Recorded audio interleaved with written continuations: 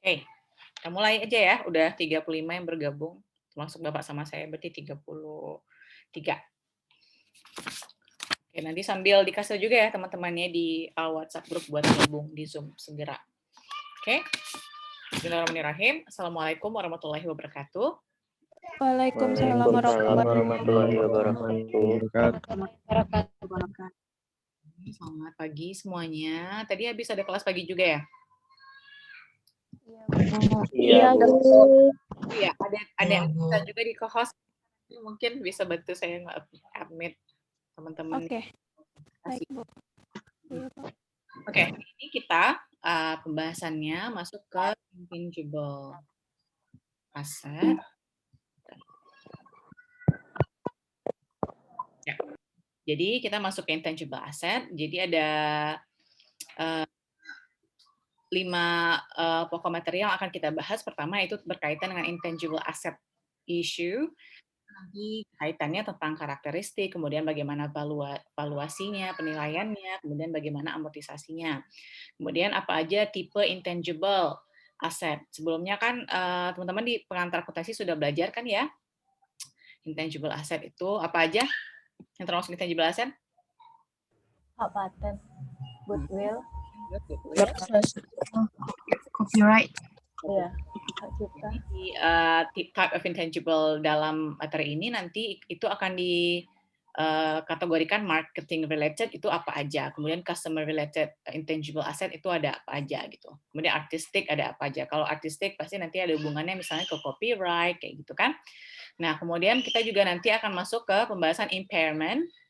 Jadi di intangible assetnya juga ada nanti impairment, kemudian bagaimana nanti kita menilai impairment loss-nya. Sebelumnya kita udah bahas juga impairment aset kan ya.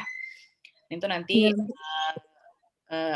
mirip juga nanti penilaiannya kita akan lihat. Kemudian juga akan masuk ke research and development cost, R&D, apa saja yang termasuk dalam R&D, nanti ada phase-nya gitu, nanti kita akan bahas juga. Kemudian ada accounting-nya untuk pencatatan R&D. Terus nanti kita akan masuk ke presentation-nya. Insya Allah nanti semoga semuanya bisa kita komplit hari ini ya. Oke. Kedengaran suara-suara. Oke. Udah ada bahannya kan ya, jadi teman-teman juga bisa lihat. Jadi pertama kita akan lihat dulu apa itu karakteristik dari intangible ini. Berarti karakteristiknya apa dia? Yaitu bisa di-identify, ya kan? Identifiable, kemudian lack of physical existence. Berarti itu dia tidak punya wujud fisik, ya kan? Kemudian juga bukan merupakan monetary asset. Tapi biasanya ini dikategorikan sebagai non-current asset juga. Jadi tipenya itu tadi seperti yang sudah dibilang sama Dinda juga, ada paten, teman-teman yang lain juga sudah pasti tahu, copyright, kemudian ada license, trademark, goodwill, nanti kita akan lihat satu-satu apa itu. Jadi contohnya di sini dia bilang Coca-Cola's company success comes from its secret formula. Jadi seperti ada Coca-Cola, berarti mereka udah punya brand sendiri kan ya. Nah itu merupakan intangible assetnya mereka. Oke. Terus kita lanjut ke yang berikutnya itu nih bagaimana cost kita menilai intangible asset ini sendiri. Ya. Nah, jadi untuk pertama penilaiannya dia dicatat at cost. Kemudian juga semua biaya yang dikeluarkan sampai nanti asetnya itu digunakan, nah itu dicatat juga expenditure-nya. Kemudian apa saja typical cost-nya itu bisa berupa purchase price, harga pembeliannya sendiri, harga beli, kemudian legal fee-nya, kemudian ada juga incidental expenses. Incidental expenses ini misalnya registrasi terhadap patennya kayak gitu. Jadi ada biaya-biaya sampai nanti bisa digunakan ready intended to use intangible asset-nya itu sendiri. Oke. Nah, jadi di sini kemudian ada sebelumnya diperlukan dulu penilaian secara internally created intangible. Jadi maksudnya di sini semua research phase dan semua development phase cost itu nanti akan dicatat sebagai expenses oleh company. dalam nanti development itu juga ada pembagian yang mana yang misalnya dikategorikan terhadap R&D cost. Ya. Terus dia bilang research and development cost itu dikapitalisasi. Kemudian berdasarkan IFRS itu juga ada kriteria sebenarnya ini yang tadi dibilang yang mana yang nanti dikategorikan sebagai development cost yang bisa dikapitalisasi katanya. Nanti kita akan lihat contohnya ya. Terus dia bilang jadi ada kontroversi jadi muncul ketika berkaitan dengan R&D expenditure ini ada beberapa debate apakah expenditure-nya itu semuanya itu dikaitkan dalam R&D cost atau nanti teman-teman akan lihat juga contohnya misalnya dia dikategorikan dalam development phase itu ada misalnya yang nilainya itu setelah bisa digunakan secara ekonomik. Nah, itu nanti mungkin tidak kita masukkan ke dalam R&D. Ya. Nah, ini tadi yang saya bilang ada phase-nya. Jadi dalam kita memvaluation itu ketika jadi kan ada research phase dulu. Kira-kira apa aja yang kita lakukan di research phase oleh si company? Ada yang tahu nggak? Kira-kira di fase research atau fase itu apa yang dilakukan oleh si perusahaan biasanya? Analisis pasar, Bu. Dalam intangible asset ya? Terus? Yang lain? Siapa tadi? Bentar, saya harus pegang pena dulu. Bentar.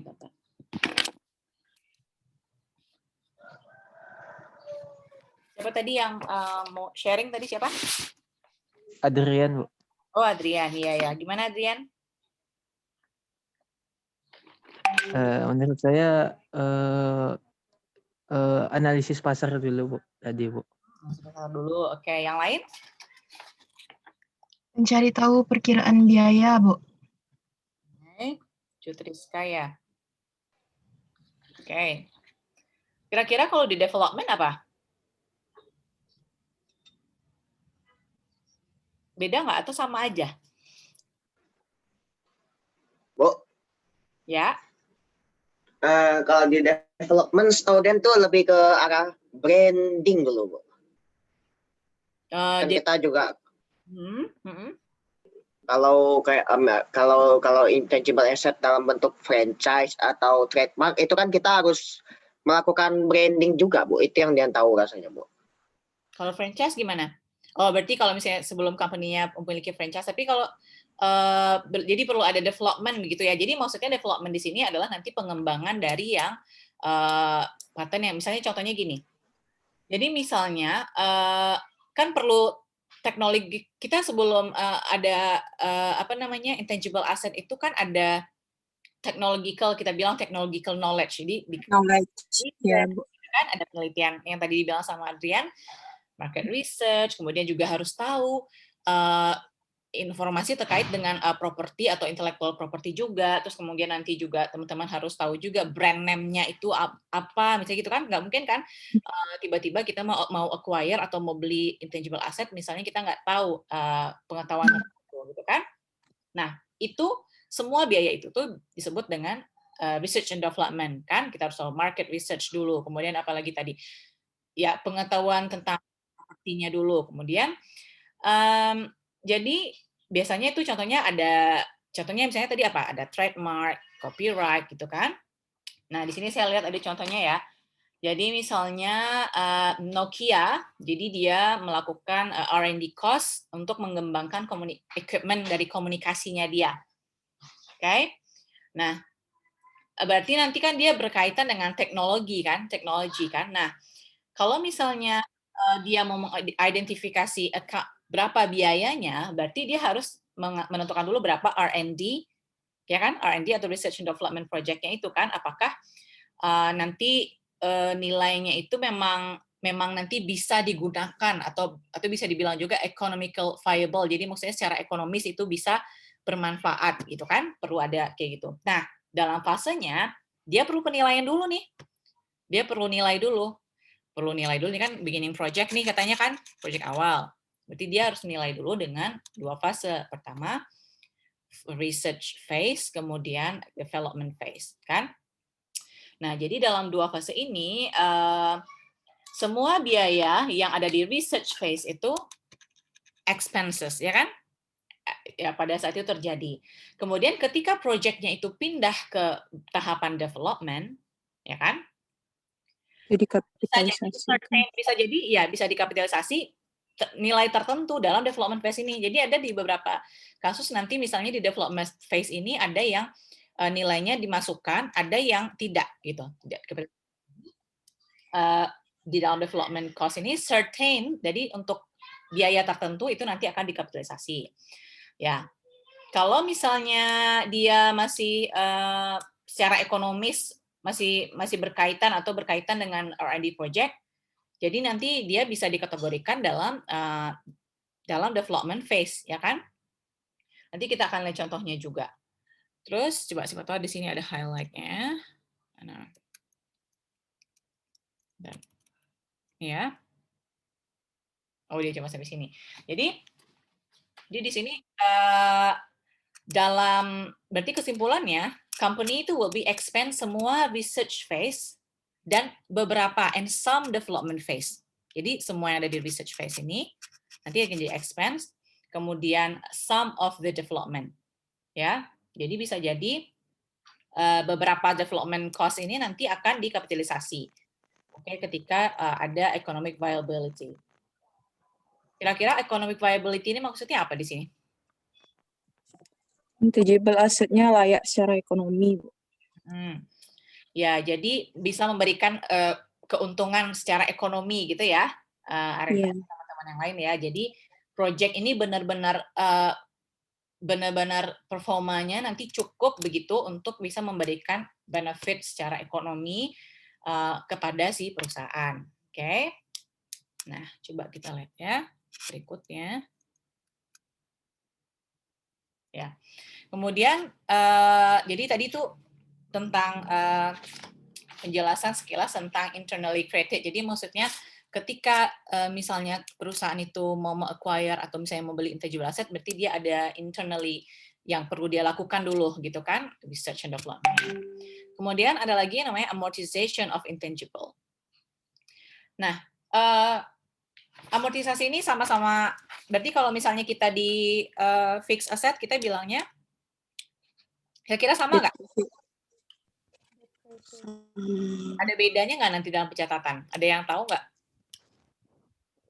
Ini udah ada di pengantar akuntansi juga kan ya? Kalau misalnya ada penurunan nilai misalnya, atau misalnya kita mau mencatat apa ke dalam amortisasi. Jadi nanti kita mencatatnya dalam amortisasi ini sesuai dengan sistematis ya nggak? Jadi dibilang di sini dalam amortisasi ini ada yang namanya nanti kita kategorikan untuk limited life intangible dan ada juga yang untuk indefinite life intangible. Limited life intangible itu contohnya misalnya gini, ya. Jadi untuk intangible ini dia punya dua berarti ya. Ada apa aja tadi, limited useful life dan indefinite useful life. Jadi contohnya misalnya di sini ada Disney. Jadi Disney di USA, di Amerika dia punya dua macam intangible. Jadi dia mengamortisasi yang limited life intangible. Jadi limited life intangible kira-kira kalau Disney dia punyanya apa? Apa ya kira-kira? Waktu pas di pengantar ada nggak kan misalnya copyright berapa tahun, patent berapa tahun, gitu-gitu? Ada yang kebayang nggak? Kira-kira dalam perusahaan Disney tahu kan? Dan bilang nggak tahu nih. Ya, Bu. Nah, perusahaannya tahu, Bu. Tapi kalau bayangan untuk copyright berapa, mau hak cipta tuh berapa tahun, atau merek dagang tuh berapa tahun tuh nggak tahu, Bu. Tahunnya, limited life-nya. Kira-kira yang mana yang punya limited life, yang mana yang nggak punya, yang nggak punya yang indefinite life. Jadi indefinite life berarti dia nggak terbatas gitu kan. Berarti kalau misalnya di sini dia punya apa aja? Coba deh, yang tangible assetnya apa aja? Itu aja dulu. Film. Apanya yang punya? Kalau film tuh harus punya apa? Hak siar. Copyright. Ya, siapa tadi yang ngomong? Ya nggak? Ya nggak? Copyright nggak? Halo? Oh. Hai? Halo, dengar suara saya? Guys, Dengar, Dengar, Bu. Bu. Dengar. Dengar, Bu. Dengarin saya soalnya dari tadi internetnya ngadat di saya. Your connection unstable. Oke. Copyright ya. Jadi untuk yang filmnya itu perlu copyright kan? Iya, Bu. Ada lagi nanti saya lihat di mana tadi yang tahun itu yang saya akan jelaskan. Jadi ya di sini ada. Di sini ada. Ada sebenarnya di buku pengantar loh. Tapi mungkin waktu itu teman-teman nggak baca detail. Nah, jadi kalau copyright ini ya. Jadi kalau copyright itu biasanya itu terbatas juga ya. Di sini saya lihat di buku pengantar nih. Jadi kalau misalnya copyright itu biasanya bahkan itu ada 70 tahun. Tapi dia limited life ya. Kemudian apalagi di Disney itu dia juga ada misalnya beberapa license untuk produk-produk brandnya dia gitu kan. Ya nggak brand produk Disney kan dia nggak cuma film aja kan. Nah, tapi dia tidak mengamortisasi indefinite life intangible assetnya. Oke, coba kita lihat. Nah, coba saya lihat sekilas dulu. Jadi kalau misalnya indefinite life-nya apa ya di situ? Berarti dia punya trade name kan ya nggak? Dia punya trade name kan si Disney ini. Nah, trade name-nya ini dikategorikan oleh Disney itu dalam indefinite life intangible. Oke? Kita lihat dulu satu-satu nih contohnya. Pertama, limited life intangible. Jadi kalau yang di amortisasi itu berarti yang mana? Yang limited life intangible. Jadi amortized by systematic dia bilang kan.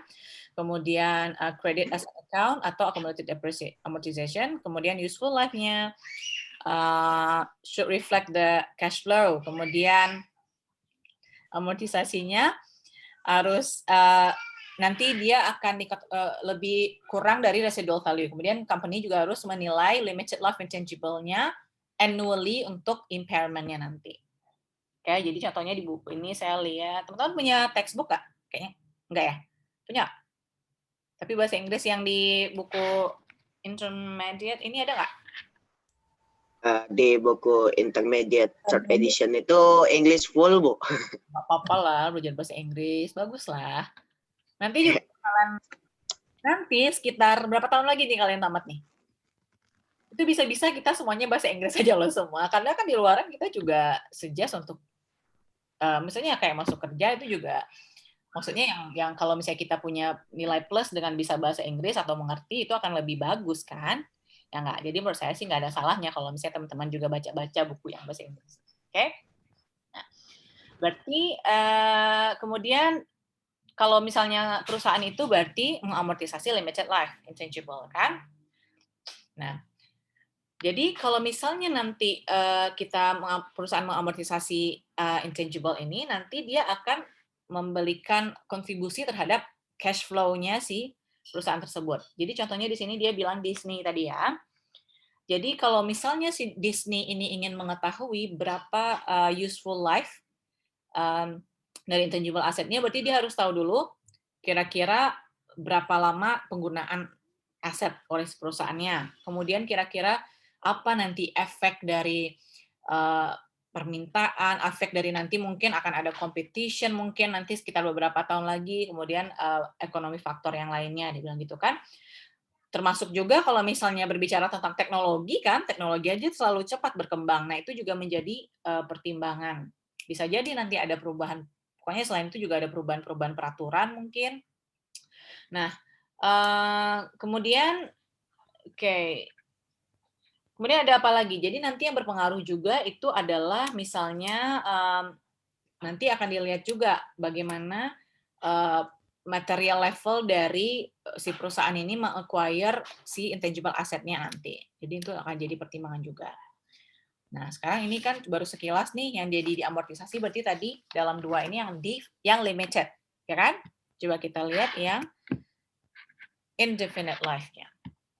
Jadi kalau yang indefinite life, berarti tadi apa contohnya? No forcible limit on time of the asset. Jadi, berarti maksudnya nggak ada batasan kan? Ya nggak? Kalau yang indefinite life ini.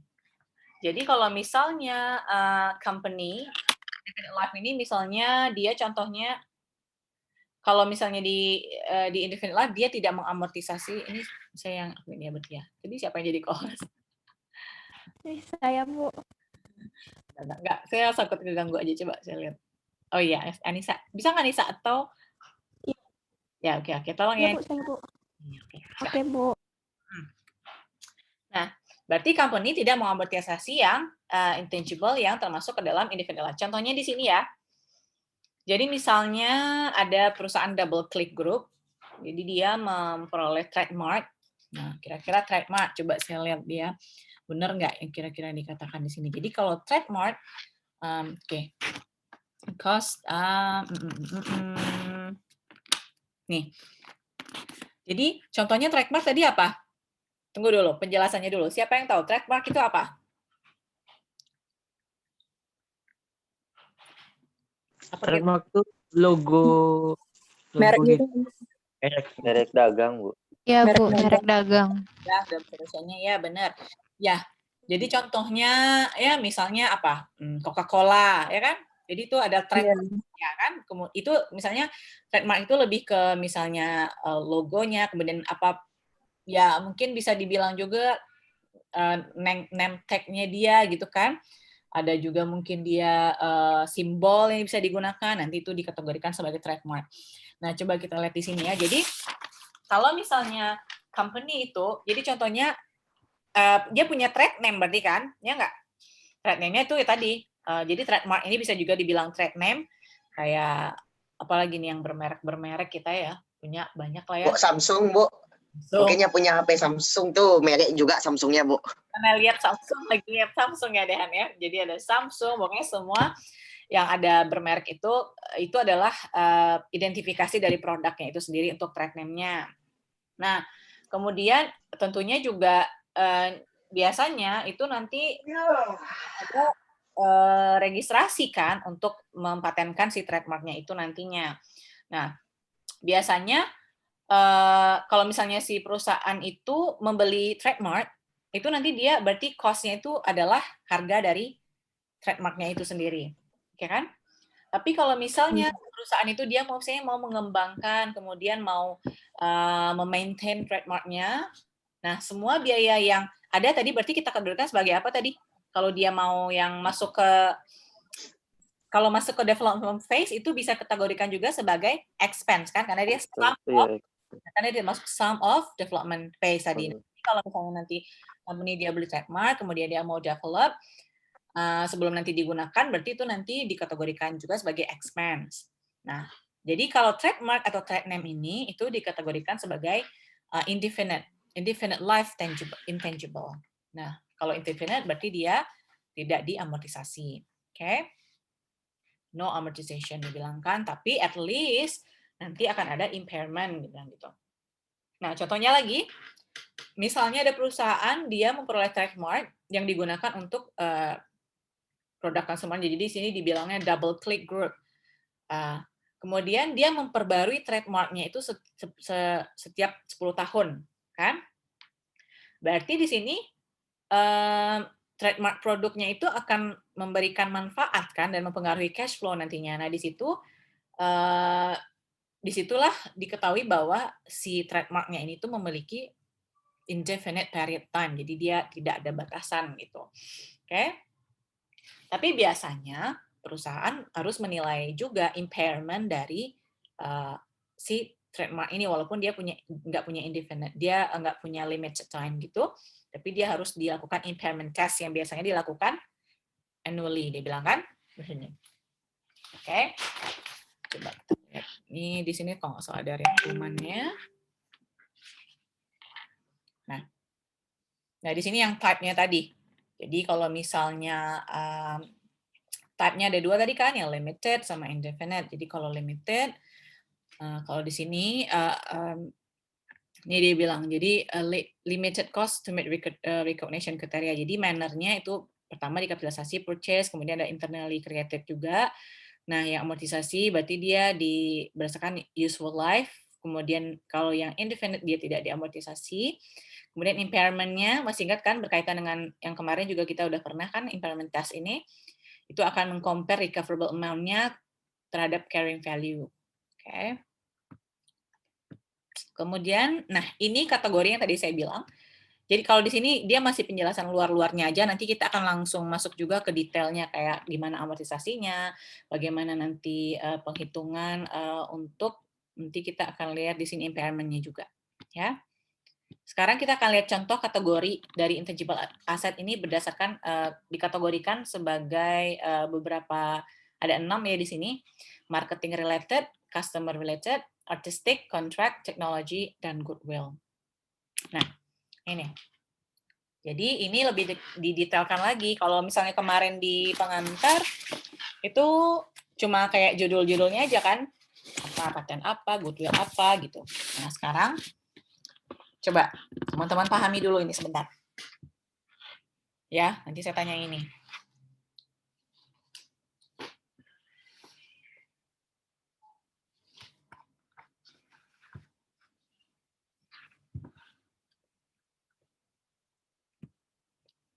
Yang videonya yang lain nyalain dong. Ini videonya nggak nyala semua nih.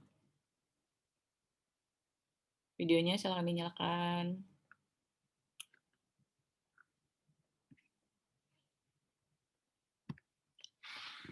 Oke.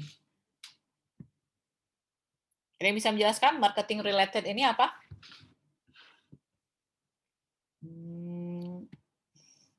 Kelihatan kan di layarnya.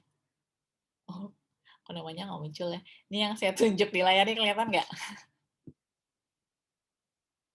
Nah, ini. Oh, saya namanya nggak kelihatan nih. Siapa nih namanya temannya? Tahu kan nama temannya kan?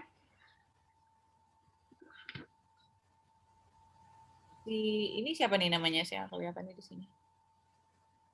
Should I open this? Saya nggak bisa lihat namanya ya. Udah kalau gitu saya panggil dari chat aja deh. Ahmad Khairuddin. Ahmad Khairuddin. Where are you? Mana nih si Ahmad? Iya, Bu. Ya silakan Ahmad Khairuddin. Gimana? Yang marketing related ini gimana coba? Dari judulnya pasti udah tahu nih. Ini tipe intangible yang gimana? Mat? Kok diam? Ini beneran diam atau saya nggak dengar suaranya? Dengan bahasa sendiri aja, nggak usah bahasa Inggrisnya. Tadi udah dibahas juga kan? Oh, itu udah. Gimana, Mat? Ahmad? Yang lain? Saya, Bu. Ya, silakan siapa? Adrian, Bu. Oh, Adrian lagi. Yang lain, Dian? Kaldito. Oke, Bu. Ya Bu, kalau marketing related intangible asset itu yang kayak yang berkaitan sama pemasarannya gitu, Bu, kayak brandnya gitu, kayak trademark tadi. Kalau di situ kan ada juga dikasih contoh Pepsi, Cola gitu, Bu. Ya, berarti makasih ya Kaldito. Jadi marketing related ini berarti dia gunanya apa? Untuk promosi kan? Ya nggak? Iya, untuk Ya, Bu. bagian Benar, promosi Bu. pemasaran, Bu. Ya, gitu. Jadi contohnya misalnya ada Trademark. trademark-nya atau bisa kita bilang trade name-nya, kemudian ada di sini dia bilang newspaper must hit, Newspaper, internet domain-nya. internet domain name, Nah, kemudian ada juga agreement-nya. non-competition. Biasanya, berarti tadi kan kita udah bahas nih penjelasannya, berarti trademark itu apa tadi? Adalah berupa kata atau frasa mungkin kan? Atau bisa juga Iya, Bu. Yang mengidentifikasi ya menjadi identitas dari company. produk itu sendiri. Berarti contohnya apa lagi nih? Kalau di sini kan kelihatan nih. Mercedes. Ini apa? Itu Mercedes-Benz, Pepsi Cola, Honda, sama Honda. Wheaties yang di USA, Bu. Wheaties ini apa nih? Jualan apa nih dia? Wheaties nih gandum, Bu. Gandum ya. Udah pernah makan ya? Coba. Ya. Kalau baca informasi tentang Wheaties sih ada sesekali waktu itu, Bu. Oke. Oke, berarti cukup terkenal juga ya Rian ya, sampai bisa saya aja nggak tahu soalnya. Jadi Wheaties ini for breakfast, dia bilang the breakfast of champion. Ya betul, sarapan sereal kali ya. Ya nggak? Ya Bu, untuk sarapan pagi anak sekolah di luar negeri kan biasanya makan Wheaties Bu. Memang luar negeri aja, di sini juga ada yang jual gandum, jual itu kan, jual sereal. Di sini juga bisa kok, Han. Nah, Itu Bu, Coco Crunch paling sering Bu. Kali ya Bu. Itu kalau contoh merek dagang yang lain selain yang 4 itu ada Chevrolet, banyak. ada lagi VW, Volkswagen atau Proton dan lain-lain lah. Pokoknya banyak. Tapi kalau itu lebih banyak ke kendaraan, Bu. Ya, berarti maksudnya apa yang tiba-tiba langsung ingat gitu kan, karena dia dalam bentuk promosinya kan, kayak zaman sekarang misalnya, atau mungkin saya juga masih bilang Honda, pakai Honda apa gitu, apa sih? Padahal mereknya nggak Honda kan ya nggak? Motornya padahal mereknya nggak Honda, tapi sampai sekarang mungkin kayak orang kita gitu pasti suka juga ngomong kayak gitu kan, ya pakai Honda apa nih sekarang ke sini. Nah, jadi di United States jadi trademark itu biasanya dia jadi dia ada legal protection-nya juga, tapi diperbaharui selama 10 tahun. Setiap 10 tahun. Ya, nanti kan dia 10 juga tahun sekali diperbarui apanya, Bu. ya. Terus jadi kalau misalnya makanya karena dia di renew terus gitu kan. Nah, makanya dia dibilang dia kategorikan sebagai indefinite life gitu kan, dan tidak diamortisasi ya, tadi kita bahas. Oke, berikutnya. Jadi pertama apa? Marketing related, ya kan? Iya, ya Bu. Udah, kita skip. Kemudian yang kedua, ini contohnya yang kedua itu adalah customer related. Customer related. Customer related ini kira-kira apa nih? Misalnya apa nih? Intangible asset yang berkaitan sama pihak luar perusahaan, Sama pihak Bu. interaksi dengan pihak luar. Ya, customer Contohnya dari customer list, ya kan? Kemudian contractual. customer list. Jadi berarti ada nama-nama customer itu termasuk aset juga ya buat kita ya? Ya nggak? Iya. Iya, Bu. Iya, Bu. Jadi kalau misalnya Loyal customer. perusahaan punya interaksi misalnya dengan pihak luar, kemudian dia punya customer list, nah itu bisa dikategorikan sebagai customer related intangible asset. Ya, contohnya adalah misalnya di sini, Green Market acquire, dia memperoleh customer list dari sebuah perusahaan media cetak yang lumayan besar senilai 6 juta. Ya. Terus ini nggak ada kayak ini contohnya. Oh, ada. Oke, good. Nah, Green Market di sini ya contohnya, acquire customer list of large newspaper 6 juta on January 1. Kemudian Green Market, dia mengharapkan mendapatkan benefit dari informasi yang dia dapatkan ini secara 3 tahun, gitu kan, periodenya 3 tahun. Kemudian mencatat customer list-nya dan amortisasi dari customer list-nya nanti pada akhir tahun, setiap tahunnya. Berarti kalau kita mau merecord, dia tadi membeli customer list ya, berarti di Januari 1 dia mencatat apa?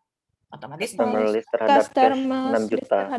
Customer list pada cash. Ya, nah kan dia beli customer list, cash, kemudian customer list di debit. Kemudian bagaimana nanti kalau misalnya kita mau mencatat amortisasinya? Amortisasi terhadap customer list 2 juta setiap tahun. Ya. Oke, betul. Terus ya. Nah, kalau misalnya tadi sih kita belum masuk ke detail. Jadi amortisasi ini dia bedanya sama depreciation apa? Dia bukan kontrak account ya.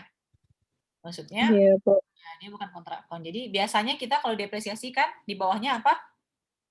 Accumulated depreciation. Ya. Dan dia tidak ada kontrak account-nya. Jadi bisa mencatat customer list dan ya customer list. Tapi bisa juga untuk beberapa coba ya kita lihat. Jadi saya tadi ada baca juga untuk yang di IFRS yang sekarang. Jadi dia itu ada pencatatan untuk, jadi kita bisa buat customer list aja atau mungkin nanti dilengkapi dengan akumulasinya. Kita akan lihat contohnya nanti. Related customer.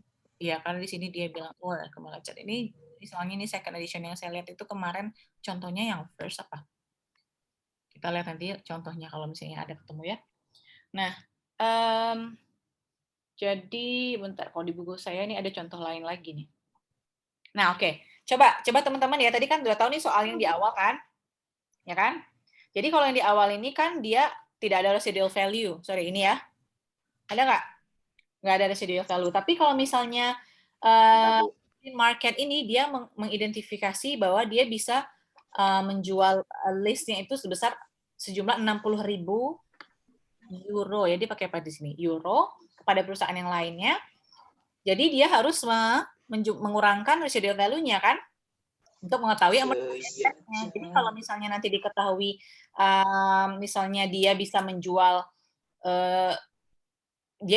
customer list-nya itu seharga 60.000 misalnya ke perusahaan lain pada tahun ketiga, pada akhir tahunnya. Jadi itu kita kategorikan sebagai residual value-nya. Nah, untuk mengetahui kalau misalnya diketahui kayak gitu, jadi berapa kira-kira amortization expense-nya? Coba dicari sekarang. 5.940. Ya, berarti itu amortization base-nya kan? Iya, Iya, Bu. Bu. Misalnya dia Oh, dihitung per period 1.980. Per periodnya 1.980. 140 ya, jadi gitu ya. Jadi kalau misalnya ada diketahui mungkin dia ada residual value-nya, berarti kita kurangkan dulu untuk mencari amortization base-nya. Oke, lanjut. Berikutnya ada yang namanya artistic related.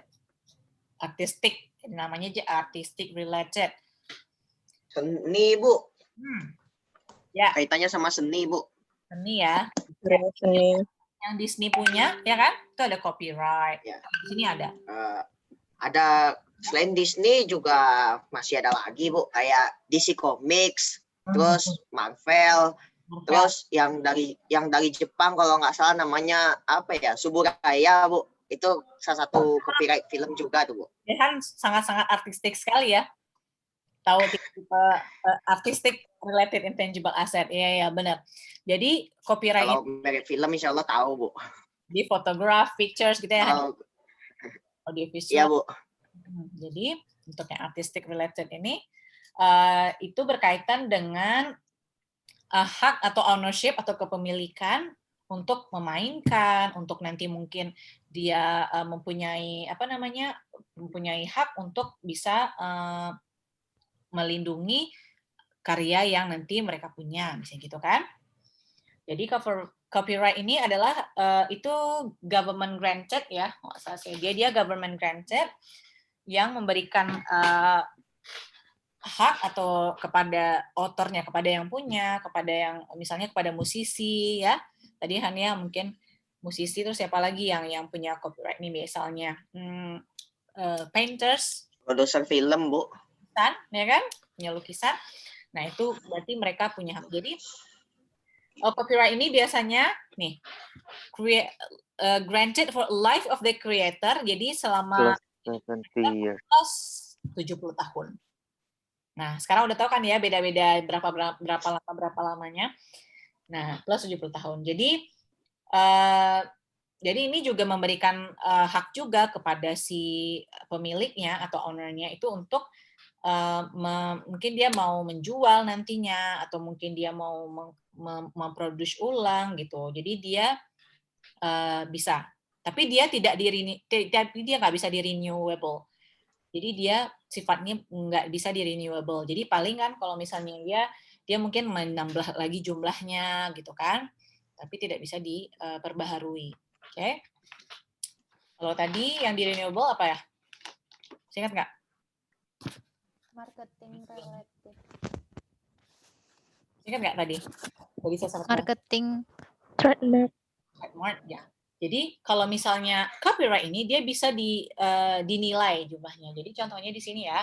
Contohnya nih masih Disney di tahun 1990. Jadi Disney ini dia mengalami kerugian terhadap copyright-nya dia di Mickey Mouse. Nah, Iya, Bu. Mickey Mouse. Padahal Mickey Mouse masih tenar ya.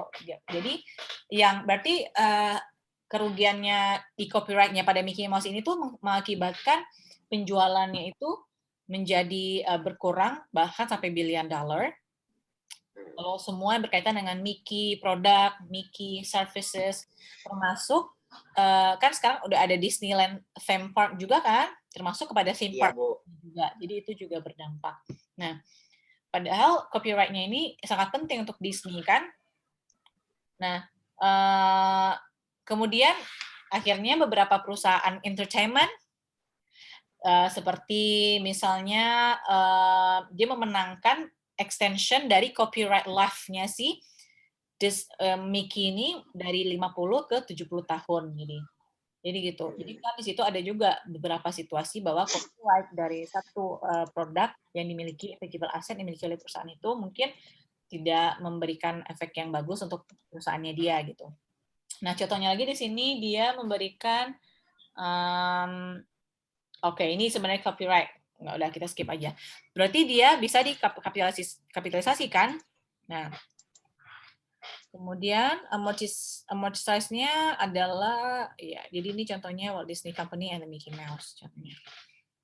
Kemudian lanjut ada yang namanya contract related intangible asset. Jadi, kalau contract related ini berarti ini berkaitan dengan nilai yang berkaitan dengan Muncul karena kontrak. ya, contractual agreement atau Kontrak perjanjian. Perjanjian. jadi misalnya ada apa aja di situ, franchise, ya kan, lisensi, kemudian construction permit, kemudian ada broadcast juga di situ, ya. Jadi berarti franchise berarti apa? Semacam kontrak yang gimana? Kalau franchise apa, teman-teman yang tahu? Oh, itu Pemilik franchise-nya memberikan hak kepada franchise gimana, Reta? untuk menjual produknya. Kalau yang franchise itu, Bu, dia perjanjian kontraknya tuh pemilik franchise itu memberikan haknya tuh kepada franchise-nya untuk menjual produknya gitu, Bu. Jadi dia boleh menggunakan trade name-nya, ya kan? Iya, diberi trademark-nya gitu untuk bisa nanti melakukan proses produksinya gitu, mungkin mau jual beli, jadi dia itu. Jadi kalau misalnya kita pergi ke kayak McD misalnya kan di sini ada tuh lambangnya McD. Nah, pasti kita dealing with franchise. Kita tahu oh ya ini franchise ya gitu ya nggak? Kalau di Padang udah banyak kan ya franchise di Padang udah banyak belum? Coffee shop maybe coffee shop pasti yang muda-muda tahu nih. Kayaknya Kaldito tahu nih apa aja franchise. Ya. Jadi itu kalau franchise berarti dia semacam contractual agreement ya kan, makanya dibilang contract related asset. Wah ini Syahidah kenapa nih keluar masuk Zoom ya? Ya. Jadi tadi contohnya. Kemudian tuh. Jadi biasanya yang dia acquire itu berarti kan kayak dia punya konsep yang unik, kemudian mungkin malahan desainnya saya rasa teman-teman pasti udah sangat familiar dengan ini. Nah, franchise ini sifatnya limited life, jadi harus diamortisasi juga. Kemudian nanti kalau misalnya dia yang indefinite life ada juga, jadi nanti akan dikategorikan sebagai cost dan tidak diamortisasi. Jadi nanti ada dua situasi di mana nanti ada definite dan indefinite period. Ya, di sini nggak terlalu detail, nanti kita lihat contohnya kalau misalnya ada di latihan. Terakhir ya, teknologi related. Berarti kalau teknologi related itu kaitannya sama bagaimana inovasi. Ya. Inovasi teknologi. Kemudian contohnya itu berarti paten teknologi ya di situ ya. Iya, Bu. Misalnya beberapa negara biasanya dia memberikan holdernya itu atau yang memegang patennya itu untuk menggunakan patennya menjual produk gitu kan. Periodnya berapa? 20 tahun. 20 tahun. 20 tahun. Okay. Ya. Jadi ada dua tipikal dari dua tipe dari dari paten ini. Jadi dia ada produk paten. Jadi kalau produk paten ini berarti dia berkaitan dengan physical produknya, ya kan? It's 11 hours. Nah, tapi kalau misalnya ada lagi proses patent, berarti nanti berkaitan dengan prosesnya itu sendiri. Oke? Nanti potong lagi. Ada habis. Nah, terus jadi tadi 20 tahun. Tadi yang sampai 70 tahun apa? Yang lamanya itu bisa digunakan selama hidupnya yang punya, tambah 70 tahun apa? Copyright. Artistic Artistic. related Ah, Bu. intangible asset. Artistic. Artistik, Artistic Bu. related, Artistic. artistic related intangible asset, Bu. Ya, betul. Jadi misalnya ini ya, oke. Contohnya adalah Samsung. Jadi Samsung ini dia membeli paten dari inventornya, penemunya. Nah, the purchase price-nya itu nanti akan dikategorikan sebagai cost, kan? Kemudian Samsung bisa mengkapitalisasi cost yang lainnya itu berkaitan dengan bagaimana misalnya nanti dia men-secure patennya dia, misalnya dengan memberikan fee kepada attorney juga, memberikan fee kepada supaya paten ini bisa dilindungi gitu kan. Nah, jadi ini nanti dikategorikan juga sebagai patent cost. Oke. Tapi juga termasuk yang tadi ya, yang research and development cost itu juga di sini ya. Jadi research and development cost juga nanti akan masuk. Kemudian akan diamortisasi juga legal life atau useful life-nya, yang mana yang nanti kira-kira lebih pendek nilainya. Jadi contohnya di sini, misalnya Samsung ini memiliki paten, ya, mulai dari dia di-granted, kemudian dia berharap patennya ini bisa digunakan selama legal life-nya paten itu tersebut. Nah, maka company harus mengamortisasi selama 20 tahun. Ya kan, misalnya dia menggunakan 20 tahun tadi kan, tidak mesti 20 tahun. Oke. Tapi kalau misalnya patennya itu untuk periode yang lebih pendek lagi, misalnya 5 tahun, kan dia 20 tahun paling lama nih. Berarti itu kita amortisasi yang paling pendek, whichever is shorter. Jadi itu maksudnya di sini, whichever is shorter, yang mana yang lebih pendek. Oke. Oke, ini contohnya. Jadi Harcourt incurs 110.000 in legal cost on January to successfully defend the patent, dia bilang. The patent useful life 20 tahun, amortisasi on straight line basis, Harcourt record the legal fee and amortization.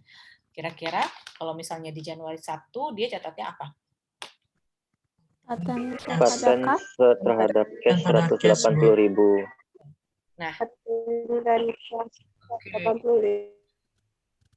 terus bentar.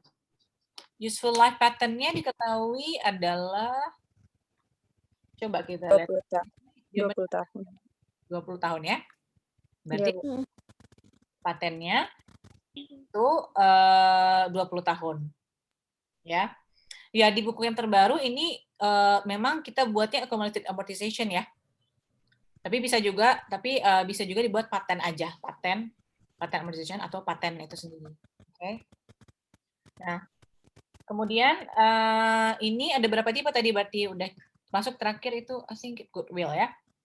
Goodwill. Jadi goodwill ini pasti udah sangat familiar ya. Goodwill. Jadi nanti goodwill ini adalah nama baik yang tentunya bisa memberikan nilai ekonomi secara benefit kepada si perusahaannya. Oke? Only recorded ketika ada pembelian. Oke? Kemudian goodwill ini, sebenarnya goodwill ini dia juga nanti akan lebih detail lagi, contohnya kita lihat di sini. Jadi nanti kita akan lebih detail lagi bagaimana pencatatan goodwill. Oke? Nah, goodwill ini dia hanya dicatat ketika ada pembelian oleh perusahaan, karena goodwill-nya tidak bisa dipisahkan dengan perusahaan itu secara keseluruhannya kan. Jadi misalnya dia dicatat sebesar ini harga beli, ya. Jadi di sini cost of purchase over the fair value of identifiable fact. Jadi maksudnya harga belinya di atas nilai wajar aset yang diperoleh. Nah, goodwill kalau misalnya diciptakan secara internal juga nanti itu tidak dikapitalisasi. Contohnya di sini adalah Feng, ya Feng. Jadi Feng decided that it needs a part of division to supplement in existing factor. The president of Feng insisted in buying Tractor Link Company. Nah, ini adalah illustration yang berkaitan dengan statement of financial position dari si Tractor Link Company. Ya. Nya berapa? Oke.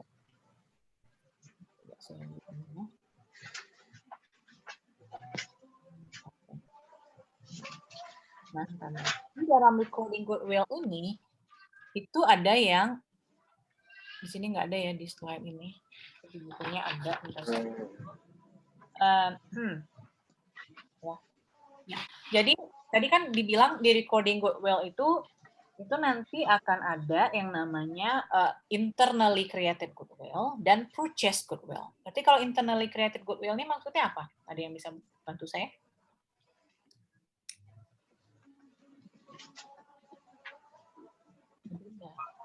Apa ya, keluar dulu dari tadi. Nggak ada di slide ini ya? Siapa yang bisa bantu? Ya, kalau dari judul internally created goodwill, satu lagi purchased goodwill. Berarti? Ya. Berarti dia nge-create dari si company itu sendiri ya nggak? Jadi dia, kalau misalnya goodwill itu dia di internally created, itu nanti dia tidak akan Kapitalisasikan. Ya, dikapitalisasikan. Dia tidak akan dikapitalisasikan.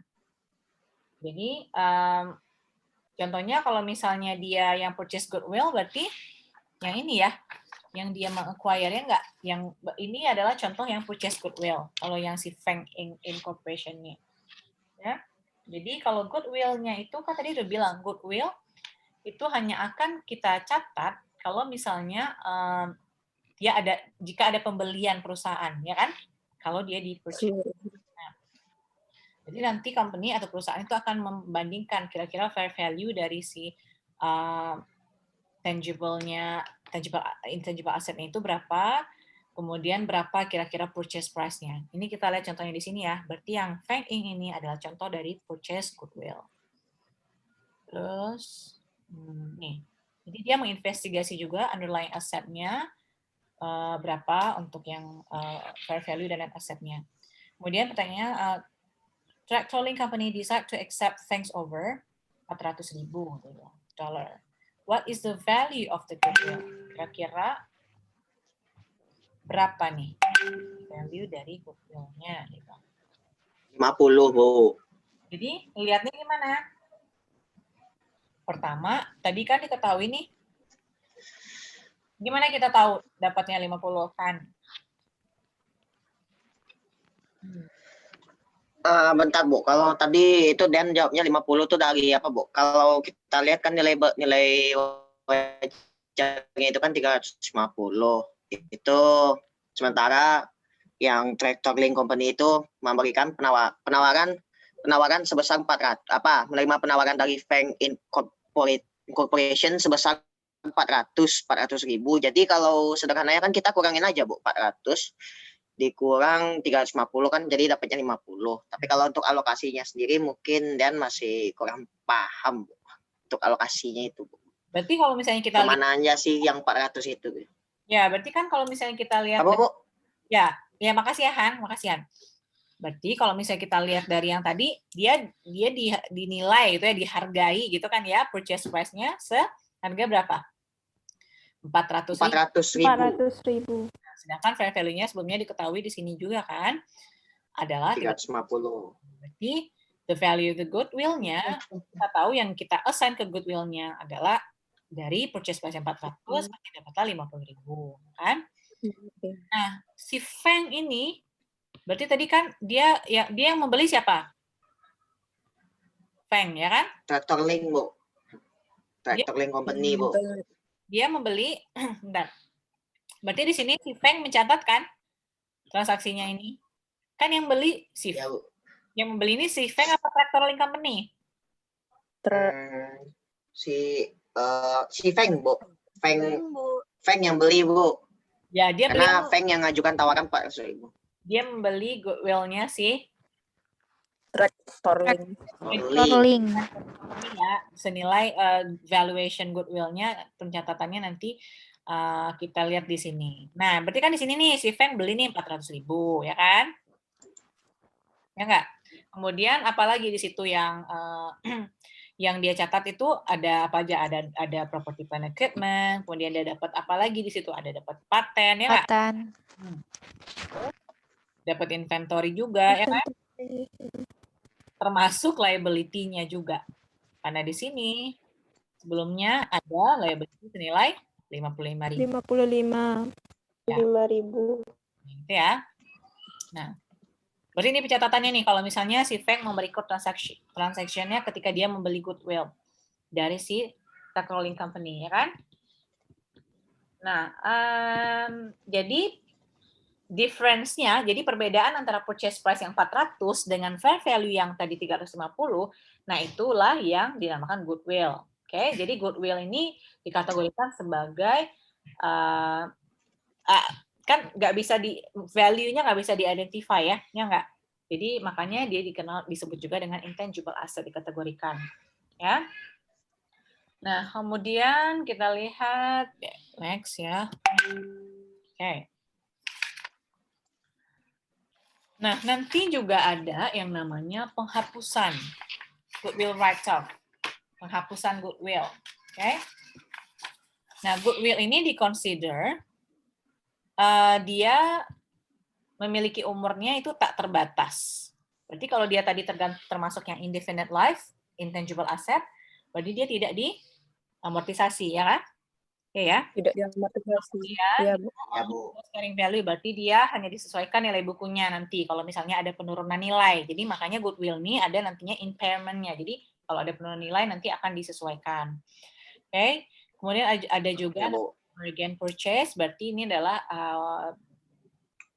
bargain purchase, penawarannya nanti purchase price-nya less than the fair value. Nah, harga belinya itu lebih rendah dari fair value-nya, dan perbedaan itu nanti dicatat sebagai oleh si purchaser itu dicatat sebagai gain nantinya. Oke, untuk yang bargain purchase-nya. Oke, nah ini contoh balik. impairment-nya kemarin yang di aset ya, yang ini kemarin waktu pernah masuk. Iya, Bu. Impairment Iya, dari Bu. intangible-nya. Ya, jadi saya lihat dulu contohnya di sini. Oke, jadi nanti ada contoh soalnya di kalau nggak salah di setelah ini.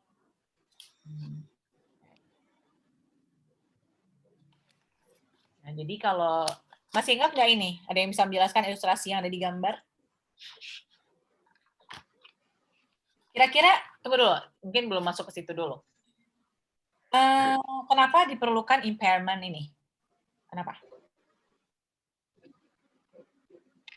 Nah, apa ya? Kenapa perlu dihitung gitu? Ada nggak impairment berapa? Kenapa?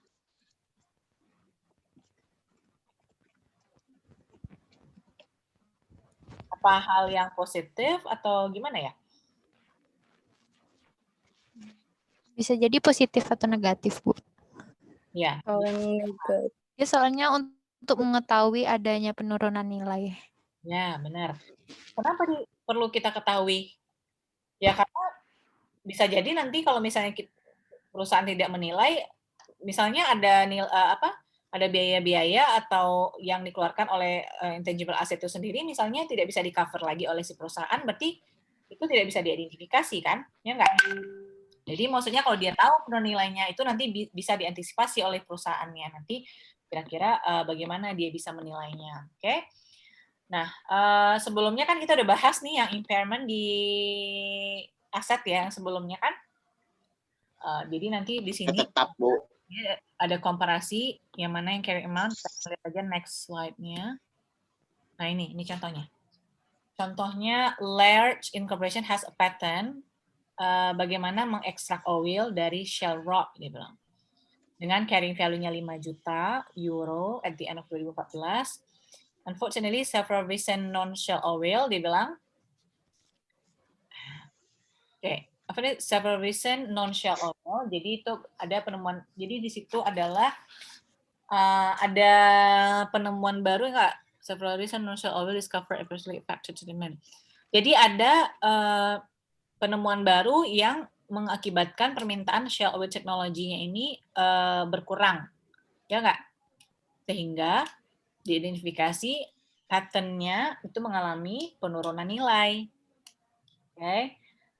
Jadi tadi ada hak, jadi kan si Laird ini punya hak paten nih untuk mengambil ekstrak oil, dia bilang dari shell rock. Nggak tahu shell rock ini apa kira-kira ya. Nah, value-nya 5 juta.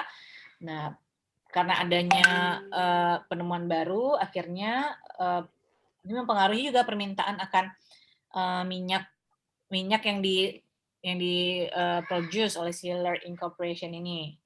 Nah, jadi terindikasilah patennya mengalami penurunan, dia bilang kan. Nah, perusahaan itu memperkirakan nilai patennya dari perhitungan nilai dia digunakan. Jadi kan Laird determine the recoverable amount for the patent based in value. Jadi dia berdasarkan perhitungan nilai atas penggunaannya, itu dia mendetermine recoverable amount-nya sebesar berapa? 2 juta, ya kan? Estimate the patent value in use-nya. Jadi maksudnya berdasarkan penggunaannya dia 2 juta. Based on discounted expected.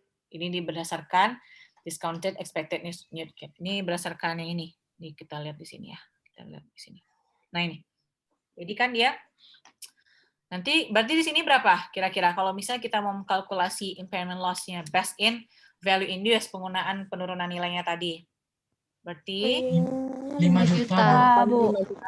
yang tadi diketahui recoverable-nya Recoverable amount-nya 2 juta. 2 juta. Terjadi impair. Impairment. juta di sininya di atas nih ya. Ya, Iya, Bu. ya sebenarnya 2 juta ya, oke. Nah, kemudian Recoverable-nya 2 juta. Jadi impair 3 juta. Jadi impairment loss-nya tuh 3 juta. 3 juta. Jadi ketahuilah impairment loss-nya adalah impairment 3 loss-nya juta, 3 Bu. juta.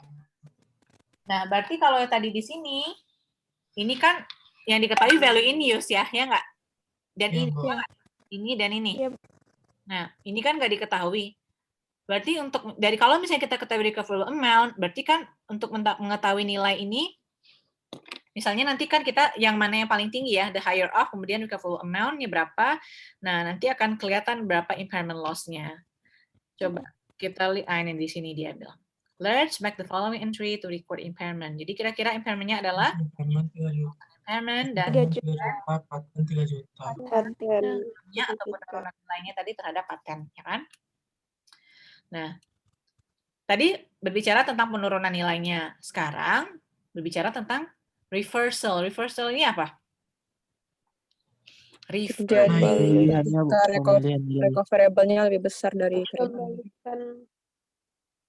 Itu adalah berarti nilai ada mungkin kemungkinan ada nilainya itu bisa lebih naik lagi. Coba kita baca ya illustration-nya.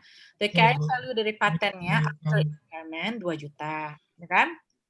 Nah, jadi large amortisasi adalah sekian. Over the remaining life, the amortization expense and related. Jadi kita hitung berarti amortization expense-nya adalah dia kan dari 2 juta tadi 5 tahun ya. Ya kan? Iya, Nah, kemudian yang tadi kan dia ada ya, berarti yang dari sini kita jadi tahu berapa carrying amount-nya yang ini, ya kan? Kemudian untuk berikutnya juga tinggal berarti kan ini kan tetap dari dia menggunakan straight line basis, berarti amortization expense-nya tetap di 400.000 gitu kan. Nah, terus jadi early in 2016 dia bilang based on improving condition, jadi berdasarkan kondisi market terhadap shale oil technology tadi. Nah, kemudian si Laird tadi dia meremeasure, jadi dia mengukur ulang recoverable amount dari patent menjadi 1.750.000, kan? Nah, berarti dalam hal ini dia mereverse recognize impairment. Jadi tadi kan dia ada loss tuh, jadi dia berarti mereverse gitu. Jadi dia membalikan kembali adanya loss yang dia terjadi pada Sebelum ada ini. Iya, saya nggak bisa lihat jam nih, masih lama kan waktu kita ya. Nah, berarti dia mereverse kembali. Terus kita lihat ya. Berarti tadi kan dia early 2016 ya, coba lihat. Tadi yang 2016 juga 2016 ini di early 2016 ini berarti masih di akhir di 2015 yang kita gunakan ya kan? Karena kan ini Iya, setahun Bu. nih, ya nggak? 7.600.000. Berarti ya berarti yang tadinya dia mencatat ini dia sekarang kan sudah ada recoverable amount nih 1.750. Terus kita lihat di sini nih. Jadi ada recovery terhadap impairment loss-nya sebesar Loss 150. 40.000. nih. Kalau tadi impairment loss berarti loss on impairment, ya kan? Ya enggak? Terhadap Iya, itu paten. dia recover berarti pattern-nya ditebet dan recovery-nya itu senilai 150. 150. Oke. Berarti tadi kita udah yang penurunan dan ini ya, harus saya lihat dulu. Oke. Oke, sama. Nah, kemudian ada lagi kita impairment terhadap indefinite life. Jadi kan tadi kan untuk yang indefinite life intangible dia tidak ada amortisasi tapi ada impairment-nya dinilai setiap tahun at least ya kan? Nih. Iya, Bu. Yang indefinite life intangible selain goodwill, kalau tadi kan khusus yang goodwill. Jadi kalau yang selain goodwill itu dihitung impairment-nya kita harus tahu nilainya berapa. Nah ini, impairment test is the same as for the limited life. Jadi dia maksudnya meng-compare recoverable amount. Kemudian jika recoverable amount-nya lebih kurang dari carrying amount, berarti nanti akan ada impairment yang harus di-recognize oleh perusahaan. Ini contohnya ya. Archon Radio membeli broadcast license seharga 2 juta. License-nya ini di-renew setiap 10 tahun dan Archon Radio has renewed the license dengan GCC twice. Okay? Pada biaya yang sangat biaya minimal. Because it expect cash flow, Archon report the license, jadi dia melaporkan license-nya sebagai indefinite life intangible. Dan recently the GCC decided to auction this license to the highest bidder instead of based on recent auction, Archon estimate the fair value. Nah, jadi tadi kasusnya apa? Ada yang bisa cerita ke saya dalam bahasa yang singkat?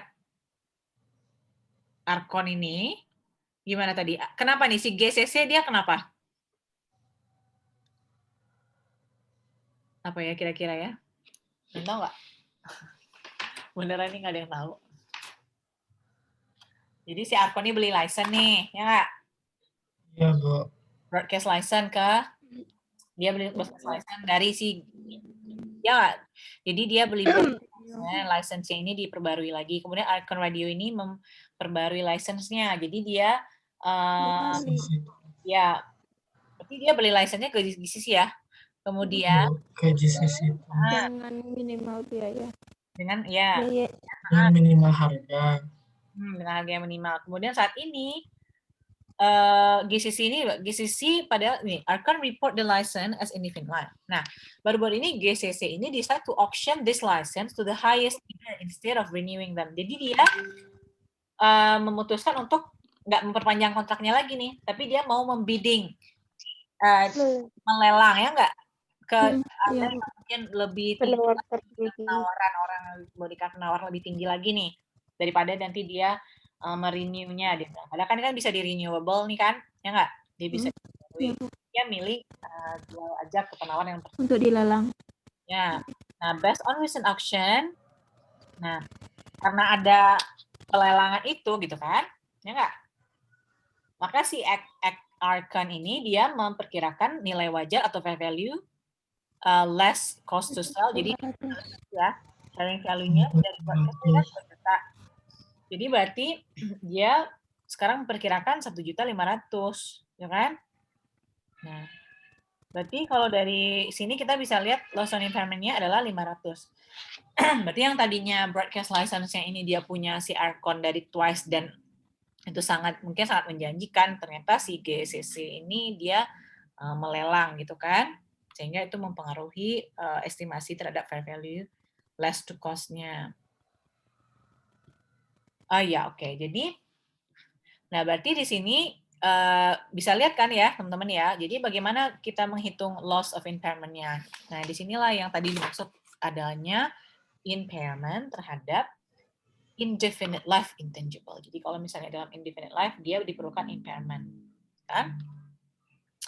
Lanjut ya. Kemudian impairment goodwill. Oke. Jadi kalau goodwill juga sama annually, nah impairment test-nya diconduct dengan menggunakan cash generating unit. Nanti kita akan lihat, jadi perusahaan itu kas yang nanti bisa dihasilkan dari adanya goodwill tersebut. Nah, jadi bilang, because there is a value in market, estimation, oke. Jadi, karena misalnya data atau nilai wajar dari goodwill-nya itu gimana, jarang ada di pasar, di market, ya kan, jarang ada tersedia, maka penilaian dari goodwill ini nanti bisa menggunakan value in use estimation. Jadi menggunakan perkiraan nilai dari penggunaannya dia. Gitu ya. Sampai sini ada yang mau ditanyakan? Aman? Coba saya lihat dulu nih. Wajah-wajahnya mana nih? Oke. Gimana? Aman ya? Lanjut ya. Jam berapa sih sekarang? Harus yang ngeliat. 11:12, Bu. Setengah 12. Ya. Nah, terus berarti tadi berdasarkan itu. Contohnya kita lihat di sini.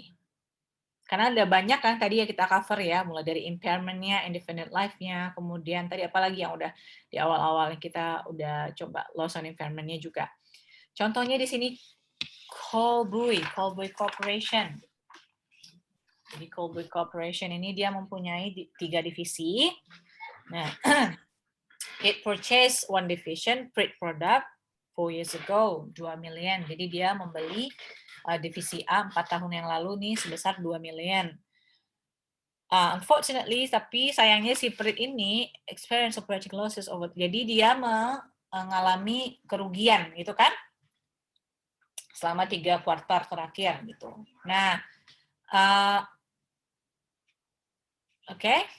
Kemudian Colby Management is now reviewing the division, the cash unit for the purpose of its annual. Jadi dia berarti melakukan pembaruan lagi. Halo. Assalamualaikum. Iya, Bu. Bang, Bu, iya, Bu. Halo, Bu. Ya, Bu. Koneksi saya hilang. Oh, Nah, aku putus koneksi ya, Bu. iya. Ada co-host tadi. Oh, ada Bapak juga. Maaf ya, Pak.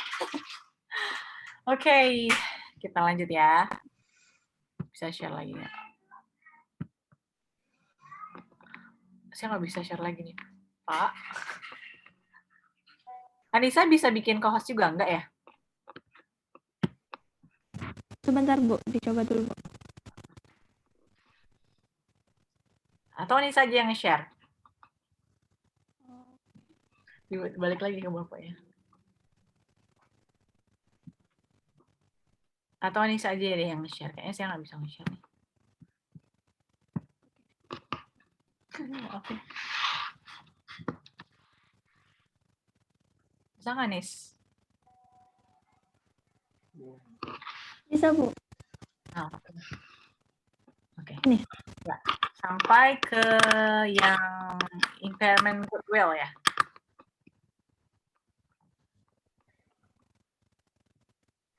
Iya, Bu. Sampai sana, Bu. Ya. Ya. Jadi Yang contohnya si Colby. ya, Colby Corporation. Colby.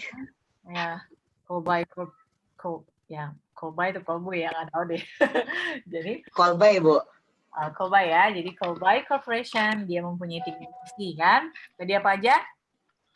Ya, dia membeli 1 divisi print product kan 4 tahun yang lalu dengan harga 2 juta. Jadi ada loss yang harus dia akhirnya dia mengalami kerugian gitu kan. Dan dia melakukan pembaruan terhadap divisi tersebut gitu kan. Nah, jadi ini adalah data ini ada print division net asset including associate goodwill. Jadi dia di sini ada datanya property plant equipment. Kelihatan nggak yang ini saya kursor saya enggak ya? Jadi kemudian di sini ada goodwill-nya juga 100.000 kan, kemudian ada note payable-nya juga. Nah, next. Nah, Berarti di sini Kolba ini menentukan recoverable amount-nya itu adalah carrying amount-nya tadi kan dia 2.400.000 ya. Tapi dia menentukan recoverable amount-nya 2.800.000. Coba berarti kira-kira berapa nih? Value in use-nya dia berdasarkan value in use-nya 2.800.000 kan, dia berdasarkan estimasi dari penggunaannya kan 2.800.000. Nah, berarti untuk yang fair value less to sell-nya dia kan nggak tahu nih. Jadi recoverable-nya 2.800.000. Kalau misalnya dilihat dari situ, berarti di situ gimana? Tidak terjadi impair. Kenapa, Areta? Karena recoverable-nya amount-nya itu lebih besar dari carrying amount-nya, Bu. Lebih besar ya. Nah, coba kita lihat berikutnya. Kalau misalnya diasumsikan nilainya itu adalah 1.900.000, ya kan? Tadi kan 2.800.000 nih. Kalau misalnya 1.900.000 berarti dia ada apa? Berarti ada impairment 500.000. ya, berarti ada 500.000 loss impairment-nya, Bu. 500.000 ya impairment loss-nya. Kira-kira mencatatnya nanti gimana? Impairment loss Impairment terhadap goodwill pada 400.000. Ya, oke, jadi itu ya. Karena ini udah pernah juga kan, tapi ini khusus untuk intangible asset. Jadi itu perbedaannya. Kalau misalnya tadi recoverable amount-nya senilai 2.800.000, berarti tidak ada impairment. Tapi kalau misalnya recoverable amount-nya atau berdasarkan value in use estimation tadi kan, jadi kita berdasarkan base-nya, makanya di bawah dulu yang value in use-nya, perkiraan nilainya, nah masuk ke sana. Oke, lanjut, Nis. Bisa. Oke, sekarang lanjut ke yang research and development cost. Ya. Jadi tadi kita udah sedikit membahas juga ya. Jadi kalau misalnya R&D ini are not in themselves intangible asset, gitu. Jadi ini kategorinya terpisah lagi nanti dia.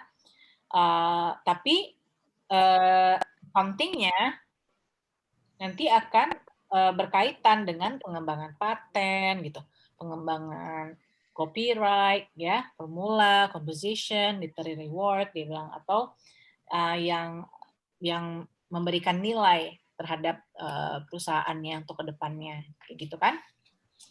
Coba next nih. Saya nggak print. Ya, kemudian ini contohnya.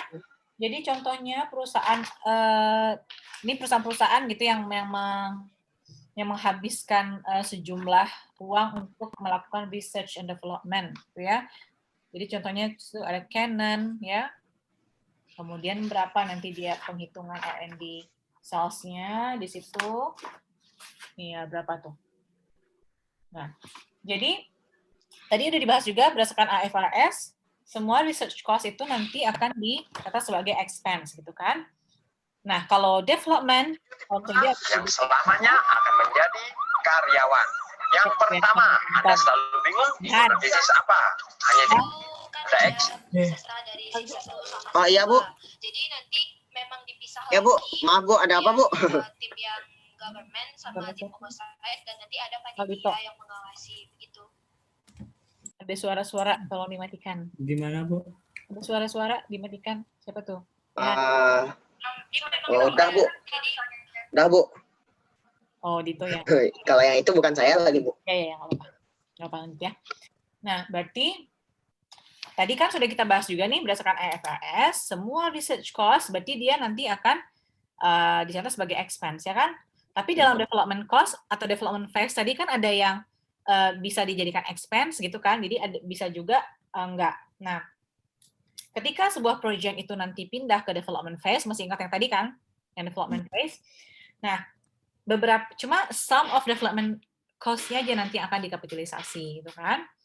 Jadi kapitalisasinya mungkin nanti kita akan mulai dari ketika project itu bisa memberikan nilai ekonomis terhadap perusahaannya itu sendiri. Coba next, nih. Nah, oh ya, ini yang tadi saya bilang ya. Jadi research cost must be expense. Dia bilang development cost may not be. Jadi bisa jadi di expense atau enggak. Dan tadi yang kapitalisasi juga. Oke, lanjut, Nis. Nah, jadi ini ada contohnya dibilang ya. Jadi contohnya ada biaya penelitian dan biaya pengembangan atau research activities. Coba. Jadi kalau di research activities itu dia original and planned investigation undertaken with the prospect of gaining. Jadi dia itu adalah investigasi awal gitu kan ya. Yang sifatnya itu masih dasar gitu. Kan? Kemudian tapi nanti tujuannya adalah untuk mendapatkan scientific atau apa ya, atau keilmuan baru dan juga teknologi ya, pengetahuan terhadap hal ini. Berarti masih dalam untuk penelitian gitu kan, masih dalam dasar, jadi belum bisa juga kan dijual atau belum juga bisa digunakan. Contohnya laboratory research aim at discovery. Jadi contohnya ya itu misalnya penelitian di labor gitu kan, tujuannya untuk menemukan ilmu baru atau new knowledge dia bilang. Kemudian pencarian aplikasi untuk berkaitan dengan penelitian yang baru ditemukan. Berarti itu kan masih kayak mentah gitu kan. Nah, coba kita lihat di development activities. Application of research funding or other knowledge to plan and design for the production, kemudian input material, device, bla bla bla. Jadi kalau di development ini dia lebih ke pengembangan ya kan. Jadi tahapannya nanti berarti sudah dikembangkan mungkin menjadi produk, kemudian bisa dijual mungkin nantinya gitu. Kemudian ada lagi di situ peningkatan material, device, dan juga produk-produk gitu kan. Contohnya concept of formulation design. Jadi contohnya ini operation of pilot plan. Jadi ada pilot project gitu kan. Kemudian juga ada mungkin formulasi dari rumusan konsep-konsep awal gitu. Nah, itu juga berarti kan lebih detail lagi daripada yang tadi yang masih mentah di awal. Lanjut. Nesa. Lanjut lagi, Nes. Ya, Bu. Nah, ya. Jadi, dalam hal ini berarti biaya-biaya yang termasuk dalam aktivitas penelitian itu nanti ada material, equipment-nya, kemudian apa aja personelnya, kemudian ada lagi nanti service-nya terhadap kontraknya, kemudian ada pembelian terhadap intangible-nya. Nah, itu adalah termasuk aktivitas dalam R&D, ya kan? Kemudian biaya-biaya tidak langsung. Kemudian ada juga pembelian asetnya. Lanjut, Miss. Oke, stop, Miss. Nah, how item on the list below will generally be reported.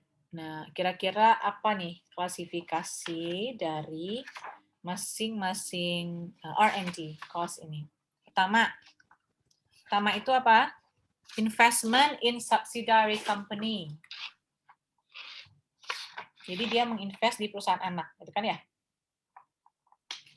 Kira-kira itu klasifikasinya apa? Jangka panjang. Apa? Coba diklik satu lagi, Nes. Investment. Ya, jadi itu adalah kategori investment. Kalau misalnya dia mau punya perusahaan anak, ya, subsidiary kan. Nah, kemudian itemnya Timberland. Coba lihat. Klasifikasinya apa? Property, plant, and Equipment. Kemudian lanjut, Nis. Cost of engineering. R&D. Nah, ini berarti R&D ya kan? Jadi kan engineering activity, jadi dia mendesain produk gitu kan? Jadi kita mau melihat nih apa beda-bedanya. Kemudian lease prepayment, berarti tadi ada rent ya. Nah, kemudian cost of equipment. Jadi biaya-biaya cost of equipment itu ya cost of equipment ya kan? Kategorinya ya enggak? Jadi itu bagaimana kita mencatat biaya perolehan. Kemudian cost of searching application, new research funding. Nah, itu kategori baru yang R&D. Oke, lanjut. Yes. Cost incurred into the formation of operation. Nah, expense. Dalam beban. Kemudian ada operating losses. Itu operating loss kan? Jadi operating loss, rugi operasi. Kemudian training cost. Kemudian ada lagi expense. Pembelian dari tangible purchase. Not record. Kalau misalnya goodwill yang generated internally tadi kan, ingat nggak? Kalau di internal record, ingat nggak? Tadi kan ada internally generated goodwill dan purchase goodwill. Ada dua kan tadi kan? Nah, yang internally itu tidak dicatat, ya kan? Yang goodwill baru kita hitung tadi kan, yang impairment-nya. Kemudian cost of testing itu R&D expense. Nah, goodwill acquired in the purchase itu expense. Iya. Next di bawahnya lagi. Ya. Goodwill acquired itu. Nah, kemudian cost of developing patent itu ada R&D juga.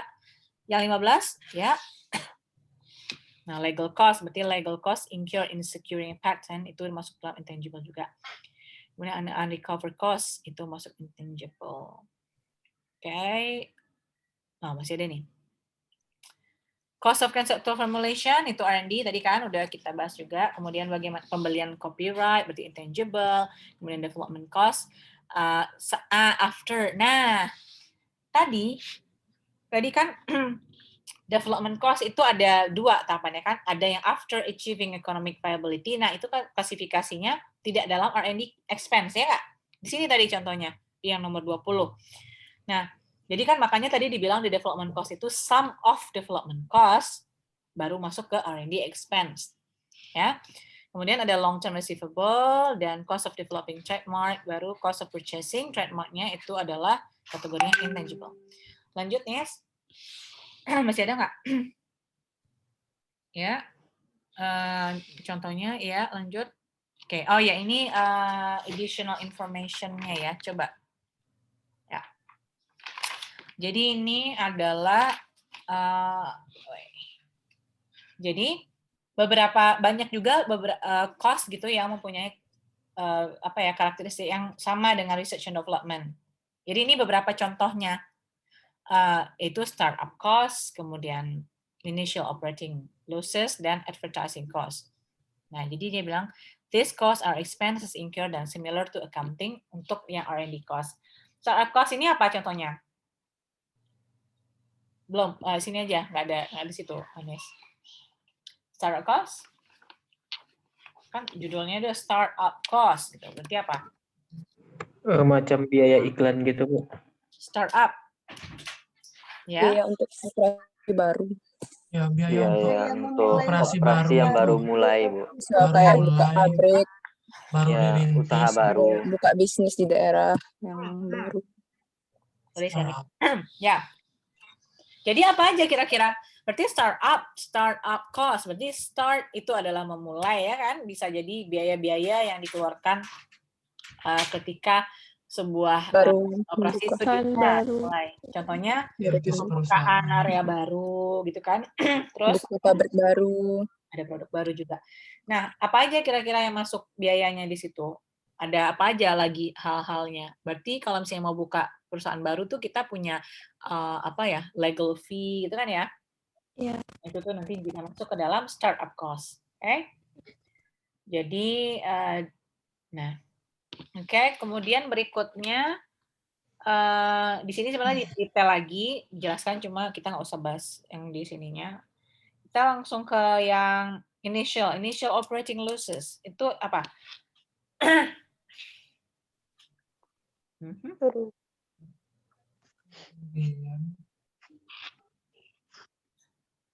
Kerugian Ya, kerugian operasi. Initial ini. Nah, contohnya di sini ya. Jadi Hilo, jadi dia ada perusahaan lost money, jadi kehilangan uang di first year of operation. Nah, jadi dia ingin mengkapitalisasi loss-nya dia gitu kan. Nah, CEO dari Hilo ini dia berpendapat bahwa perusahaannya bisa profitable lah gitu kan. Dan bisa mengcover kerugian yang nanti mungkin akan terjadi di future period. Nah, kalau misalnya kita perhatikan itu, kita pasti berpikir bahwa kalau udah rugi ya nggak mungkin ada keuntungan lagi yang bisa, maksudnya nggak mungkin lah kalau misalnya kita lihat have no future, nggak ada lagi harapan misalnya gitu kan. Nah, jadi itu juga tidak bisa dikategorikan sebagai aset gitu, karena kan dia nggak jelas gitu kan. Nah, tapi dalam IFRS operating losses-nya itu yang diketahui di awal atau inisial ini kan di awal ya maksudnya, itu tidak dikapitalisasi. Jadi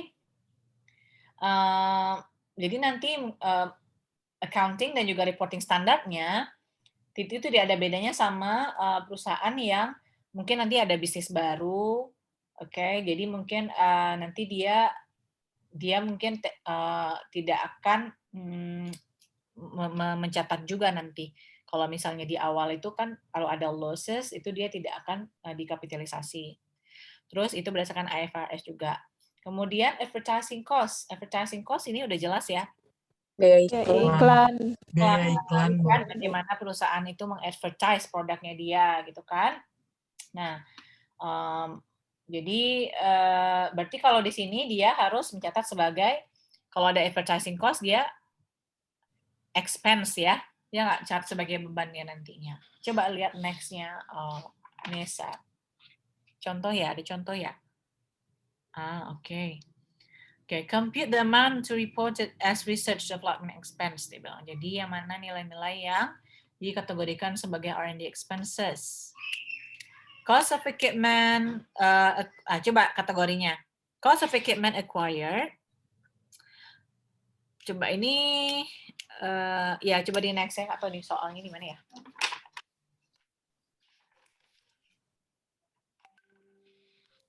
Nah, compute the amount reported. Jadi ini kan yang pertama dia 5 tahun ya. Cost of equipment acquired that we have alternative use over the next 5 years. Berarti ini dia 12.7 sama punya bukunya. Terus kemudian di sini kenapa ini? Berarti kan dia diketahui untuk yang 5 tahun. Jadi kita catatnya yang per tahunnya ya, R&D expense-nya. Kemudian material consumed, berarti ini adalah kategori yang dilaporkan sebagai R&D expense, ya kan? Kemudian ada lagi nih consulting fee yang dibayarkan kepada outsider dalam membantu project R&D. Kemudian personal cost, kemudian ada indirect cost juga, biaya tidak langsung. Ya tadi ya, jadi kan kita lihat ada kategorinya juga. Pokoknya semua yang berkaitan dan mendukung R&D project, kemudian beberapa material yang digunakan. Nah itu kalau misalnya materialnya kira-kira perlu nggak ya kita catat sebagai R&D expense? Dijelasin sini. Gimana? Enggak perlu. Kenapa Harta? Karena itu pembelian bahan, Bu.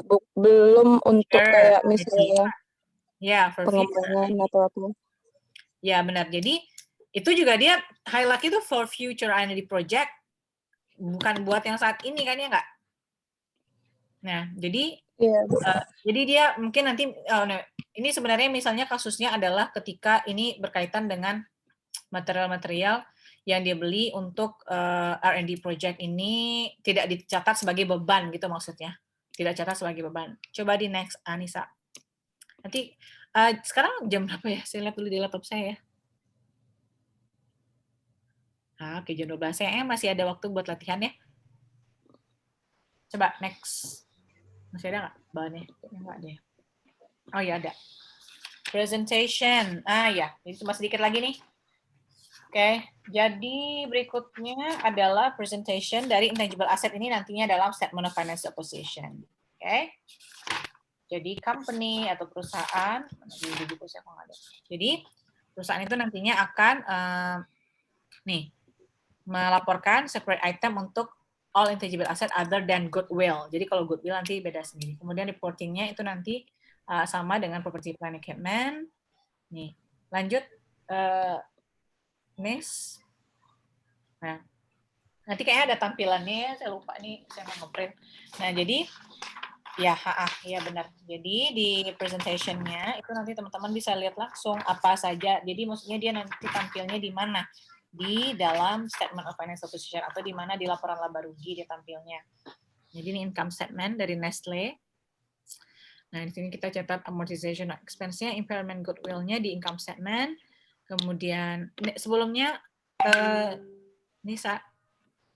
Nah, di sini income statement company should report amortization expense, kemudian impairment loss-nya, reversal-nya juga gitu kan.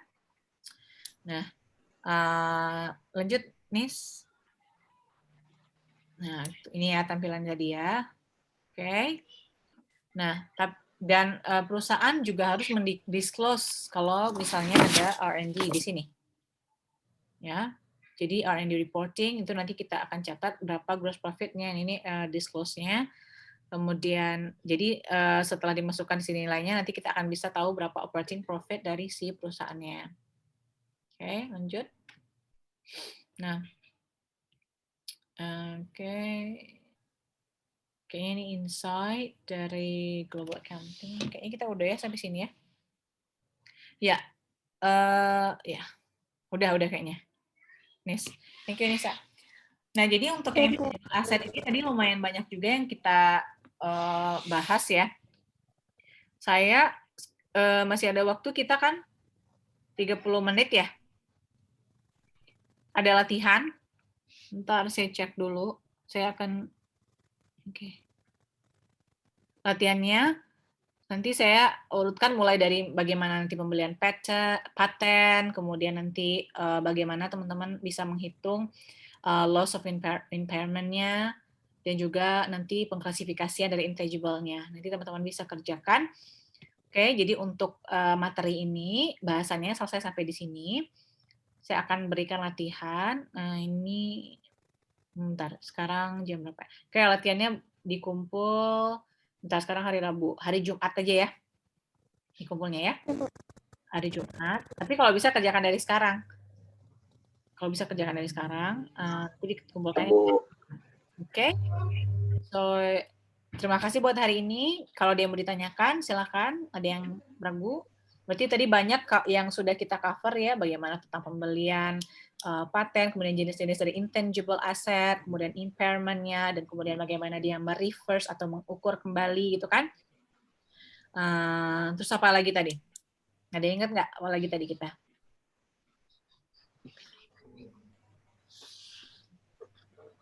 Ada yang bisa nge-review nggak sedikit? Mumpung kira-kira apa aja yang udah kita bahas tadi?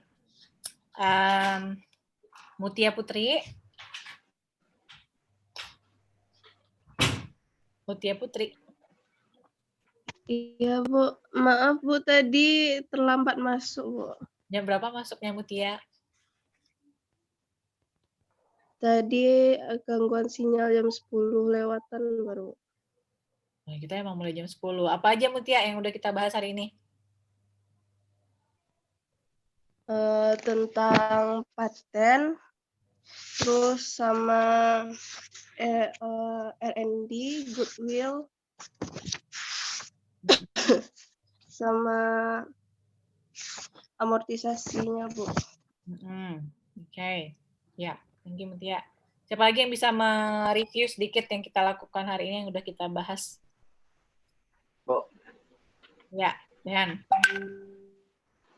Yang kalau kalian dari dan tangkap semua yang kita bahas hari ini itu mulai dari apa itu intangible asset, kemudian kategori dari intangible asset itu seperti apa, kemudian amortisasinya bagaimana, apa saja yang diamortisasi, selain itu juga ada membahas impairment dari intangible asset tersebut.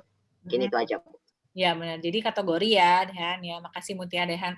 Jadi tadi kategorinya, tadi kita lebih ke kayak marketing, kemudian apalagi tadi customer, artistic, contract. Jadi itu dari kategorinya. Kemudian tadi kita juga udah bahas apa saja yang dikapitalisasi gitu kan. Ada juga R&D-nya. Nah itu tadi kita bahas juga. Oke? Makasih buat hari ini. Saya kasih latihan, tapi saya harap kerjakan dari sekarang. Oke? Jadi ini ada waktu 30 menit untuk mengerjakan. Atau saya kasih waktu 30 menit aja ya kali ya. Gimana? Ada kelas lagi nggak habis ini? Sebenarnya saya maunya teman-teman menghabiskan waktu yang 30 menit ini mengerjakan tugas. Kalau gitu saya kasih jam 1 aja deh ya. Oke? Saya nggak jadikan hari Jumat kelamaan. Nanti kalian jadi males. Ya, jam 1 ya. Jam 1 saya kasih waktunya buat kumpulin. Insya Allah nggak susah kok. Oke ya. Kalau misalnya tadi ngerti dan ngikutin, insya Allah bisa kerjain latihannya. Oke, makasih ya buat hari ini semuanya. Habis ini saya kasih latihannya di Island, oke? Island atau Baik. Terima kasih ya semua Bapak. Terima kasih Bapak. Bapak kayaknya mesti istirahat. Oke, Assalamualaikum warahmatullahi wabarakatuh. Silahkan Liv. Waalaikumsalam warahmatullahi wabarakatuh. Terima kasih, Bu.